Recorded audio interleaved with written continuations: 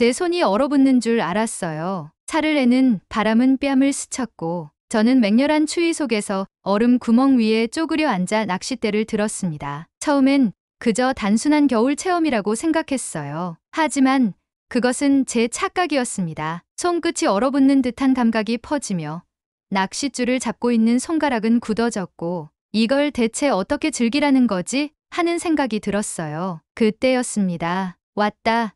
조심해서 당겨요. 옆에서 들려온 외침과 함께 손의 강한 움직임이 느껴졌습니다. 낚싯대를 단단히 움켜쥐었지만 차가운 물살 속에서 산천어는 마지막까지 필사적으로 버텼습니다. 그리고 마침내 잡았다. 얼음 속에서 뛰쳐나온 은빈 물고기가 햇빛을 받아 반짝였습니다. 그 순간 주변에서 환호성이 터졌습니다. 대단해요. 첫 도전인데 성공했어요. 이게 바로 한국의 얼음 낚시입니다. 저는 그 뒤에 숨을 헐떡이며 낚싯대를 놓고 손을 쳐다봤습니다. 차가운 공기에 푸르스름하게 변해 있었지만 그 어느 때보다 뜨겁게 떨리고 있었습니다. 그때 깨달았어요. 이건 겨울을 즐기는 법을 배우는 시간이다. 저는 평소에 겨울을 싫어했지만 한국에서 겨울을 이렇게 새롭게 마주하고 있습니다. 제가 겪은 놀라운 사연을 소개해 드릴게요. 안녕하세요. 저는 미국에서 온 기자 데이비드 밀러입니다. 저는 뉴욕에서 태어나 자랐고 현재는 세계 각국의 문화를 취재하며 여행하는 라이프스타일 전문 기자로 활동하고 있습니다. 어릴 때부터 여행을 좋아했지만 겨울만큼은 정말 싫었습니다. 뉴욕의 겨울은 혹독했고 저는 늘 실내에서 보내는 시간이 많았어요. 밖에 나가면 칼바람이 얼굴을 때렸고 길은 얼어붙어 미끄러웠으며 두꺼운 옷을 겹겹이 껴입어야 했죠. 특히 윤길에 미끄러져 넘어졌던 경험은 아직도 생생합니다. 초등학교 때였어요. 친구들과 눈싸움을 하다가 얼음이 얼어있던 길에서 미끄러졌고 그 바람에 무릎을 심하게 다쳤죠. 그 후로 저는 겨울이면 최대한 밖에 나가지 않으려고 했어요. 스키, 스노보드, 그런 걸 즐기는 사람들을 보면 저는 늘 고개를 저었습니다. 저렇게 위험한 걸 왜 하지? 그렇게 겨울이란 저에게는 그저 참아내야 하는 계절이었어요. 그러나 몇 주 전 한국의 화천 산천어 축제를 취재해달라는 요청을 받았어요. 저는 솔직히 반신반의했습니다. 겨울에 축제를 즐긴다고?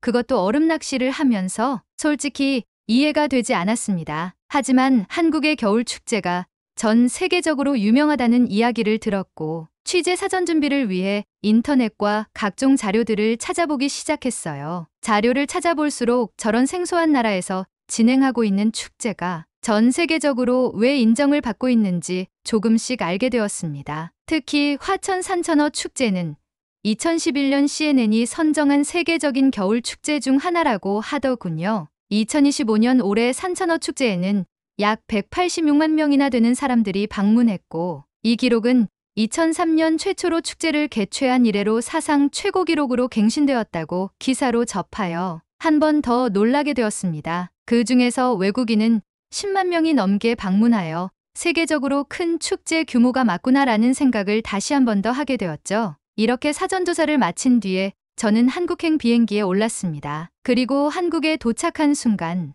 제가 알고 있던 겨울은 온데간데 없고 한국의 겨울은 다른 모습으로 펼쳐졌습니다. 강원도 화천으로 가는 길 도중에는 창밖으로 펼쳐진 설경이 정말 아름다웠죠. 그렇게 한참을 차로 이동한 뒤에 화천 축제장에 도착할 수 있었어요. 화천 축제장에 도착한 순간 축제장의 규모와 많은 인파에 많이 놀랐습니다. 미국에서도 얼음 낚시 축제가 열리긴 합니다. 예를 들어 미네소타주에서 매년 열리는 브레이너드 JC 얼음 낚시 대회는 유명하죠. 하지만 미국에서는 참가자들이 대부분 개인적으로 장비를 준비하고 낚시터도 스스로 찾아가야 해요. 즉, 얼음 낚시는 혼자서 조용히 즐기는 취미에 가깝습니다. 그러나 한국의 화천 산천어 축제는 완전히 달랐어요. 수천 명의 사람들이 한자리에 모여 얼음 위에서 함께 웃고 떠들며 낚시를 즐기고 있었어요. 각종 체험 프로그램도 많았고 경찰, 소방공무원, 군부대 등 많은 기관과 자원봉사자들의 도움으로 안전을 관리하는 모습이 인상적이었습니다. 한국은 축제를 위해 많은 사람들이 안전을 철저히 챙긴다는 사실이 정말 놀라웠어요. 미국에서는 군인이 민간 행사에 직접 참여하는 경우가 거의 없거든요. 그리고 무엇보다 이건 단순한 축제가 아니라 하나의 거대한 국가적인 행사 같았습니다. 그때 저는 여러 가지 체험 중에 가장 눈에 띄는 한 가지를 선택했고 얼음 낚시에 도전하게 되었습니다. 자, 여기 앉아서 낚싯대를 들고 있어요. 한국인 친구가 낚싯대를 건네주었습니다. 얼음 위에는 구멍이 뚫려 있었고 저는 얼음장 아래를 들여다봤습니다. 그 안에서 물고기들이 유유히 헤엄치고 있었죠. 이렇게 얼어붙은 강에서 정말 낚시가 된다고 반신반의하며 낚싯줄을 들이웠습니다. 그리고 몇 분 후 움직인다, 움직인다. 낚싯줄이 갑자기 흔들리기 시작했습니다. 저는 본능적으로 낚싯대를 당겼죠. 그런데 낚싯대가 제 손에서 미끄러져 얼음 구멍 속으로 빠져버렸습니다. 순간 주위에서 폭소가 터졌어요. 첫 낚시에서 바로 낚싯대를 놓쳐버렸네. 저는 얼굴이 빨개졌습니다. 그때 옆에 있던 한 중년 남성이 웃으며 다가왔습니다. 그렇게 하면 안 되지. 그는 능숙한 손길로 새 낚싯대를 건네주며 말했죠. 손목을 살짝 움직이면서 미끼를 흔들어 보세요. 그래야 물고기가 관심을 가져요. 저는 그분의 말을 따라 다시 낚시를 시작했습니다. 몇 분이 지나자 잡았다. 이번에는 진짜였습니다. 저는 있는 힘껏 낚싯대를 들어 올렸습니다. 와, 잡았다. 제 손에는 은빛으로 반짝이는 산천어 한 마리가 힘차게 펄떡이고 있었습니다. 그리고 주변 사람들은 마치 제가 엄청난 위협을 이뤄낸 것처럼 환호해 주었어요. 그 순간 저는 깨달았습니다. 아, 이게 한국식 겨울 축제구나. 겨울을 피해 숨는 것이 아니라 함께 웃고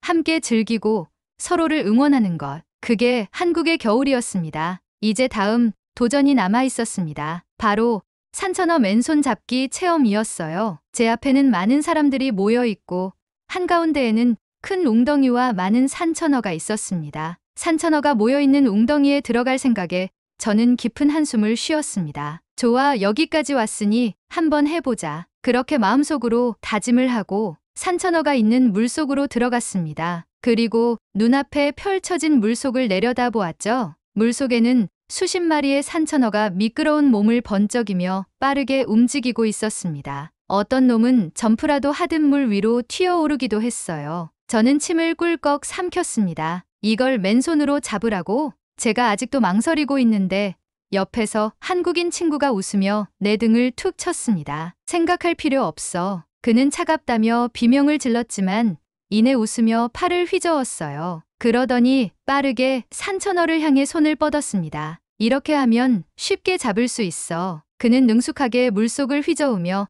산천어 한 마리를 낚아채듯 잡아 올렸습니다. 산천어가 그의 손에서 펄떡이며 몸부림쳤죠. 저는 어이가 없었습니다. 저게 쉽다고? 그때 제 뒤쪽에서 또 다른 목소리가 들려왔습니다. 미국에서 온 친구, 왜 그렇게 겁을 내나? 나는 고개를 돌렸습니다. 내 뒤에는 한국인 할아버지 한 분이 서 계셨습니다. 회색 털모자를 눌러쓴 그는 인자한 미소를 짓고 있었죠. 할아버지, 그는 제 표정을 보더니 껄껄 웃으며 다가왔습니다. 이 친구, 첫눈에 보니 겨울을 싫어하는구먼. 저는 멋쩍게 웃었습니다. 네, 사실 저는 겨울을 별로 좋아하지 않아요. 너무 춥고, 불편하고, 재미없고. 그러자 할아버지는 고개를 끄덕이며 말했습니다.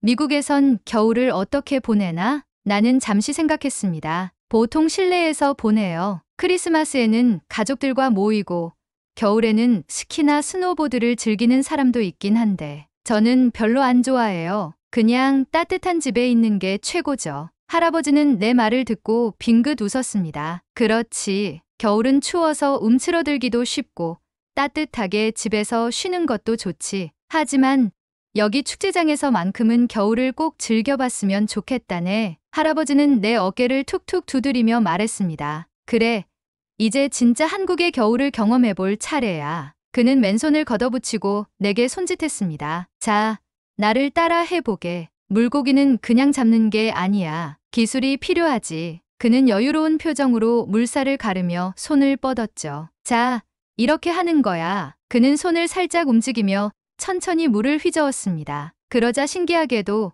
산천어 한 마리가 그의 손 근처에서 머뭇거리기 시작했습니다. 저는 놀란 눈으로 바라보았습니다. 어떻게 저렇게 가까이 오지? 할아버지는 웃으며 말했습니다. 물고기는 겁이 많지만 손을 부드럽게 움직이면 경계심을 덜 가질 걸세. 그는 재빠르게 손을 뻗어 산천어 한 마리를 단숨에 잡았습니다. 자, 봤지? 이제 자네 차례야. 저는 숨을 깊이 들이마시며 손을 천천히 물속에 집어넣었습니다. 좋아, 물고기의 움직임을 지켜보는 거야. 지금이다. 저는 반사적으로 손을 움켜쥐었습니다.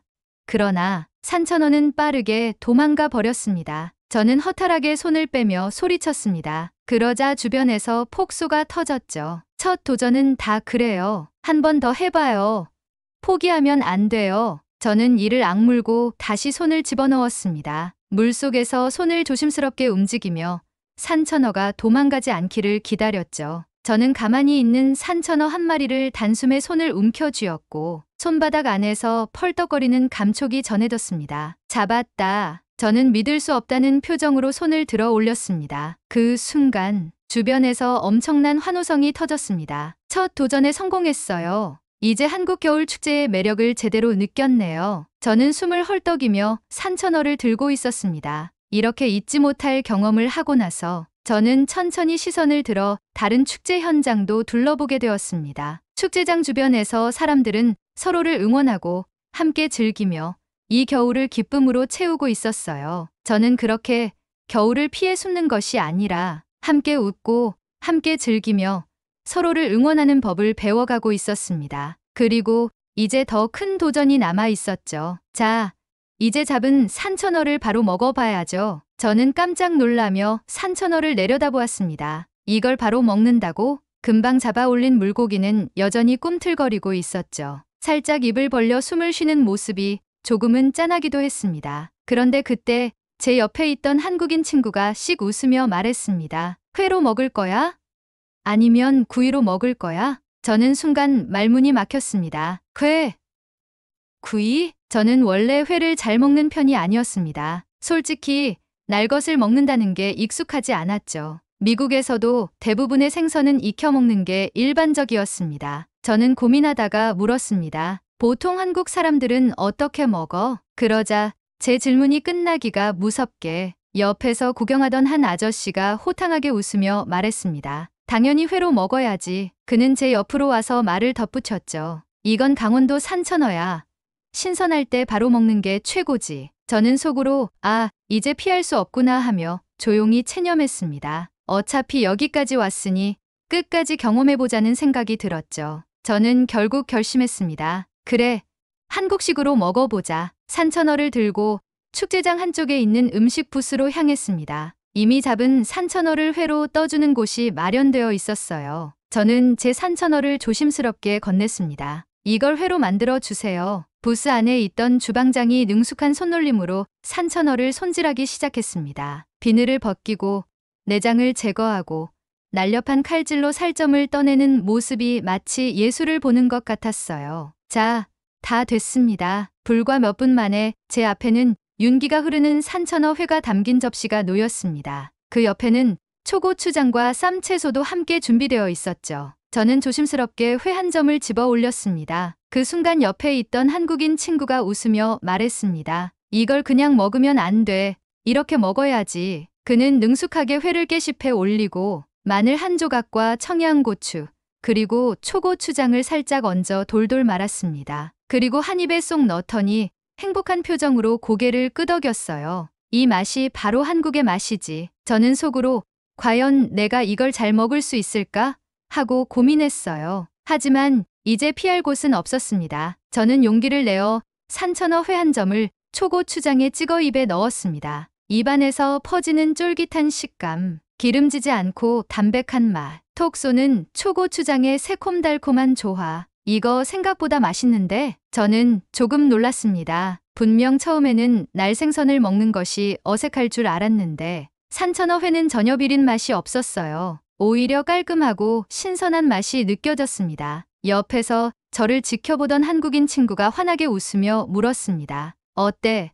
한국식 겨울 축제의 맛이? 저는 씹던 회를 삼키고 천천히 고개를 끄덕이며 말했습니다. 내가 생각했던 것보다 훨씬 맛있어. 그 순간 주변에서 사람들이 박수를 치며 웃었습니다. 이제 한국인 다 됐네. 산천어 회를 먹으면 진짜 강원도의 겨울을 즐긴 거지. 저는 그들의 반응을 보며 웃었습니다. 정말이지. 한국 사람들은 남이 뭘 하나 성공하면 이렇게 열렬히 응원하는구나. 미국에서는 보통 사람들이 자신만의 공간에서 조용히 음식을 즐기는 편인데 한국에서는 모든 것이 함께하는 문화 같았습니다. 그게 참 따뜻하게 느껴졌습니다. 산천어 회를 다 먹고 나자 한국인 친구가 저를 보며 또 다른 제안을 했습니다. 이제 뜨끈한 산천어 구이도 먹어봐야지. 저는 깜짝 놀랐습니다. 방금 회를 먹었는데 이제 또 구이라고? 하지만 저는 이미 한국식 겨울 축제의 매력에 빠져 있었습니다. 좋아. 구이도 먹어보자. 우리는 다시 음식 부스로 향했고 거기에는 숯불에 노릇하게 구워진 산천어가 잔뜩 놓여 있었습니다. 기름이 스며든 껍질은 바삭했고 속살은 촉촉하게 부드러웠죠. 저는 한 입 베어 물었습니다. 이건 또 다른 맛이야. 산천어 구이는 회와는 완전히 다른 매력이 있었습니다. 고소한 풍미와 부드러운 식감, 그리고 겉은 바삭하면서도 속은 촉촉한 조화. 저는 한동안 아무 말 없이 산천어 구이를 먹는데 집중했습니다. 이렇게 맛있는 생선을 왜 이제야 먹어봤을까 싶었죠. 그런데 그때 제 옆에서 또 다른 사람들이 제게 말을 걸었습니다. 미국에서 왔다고요?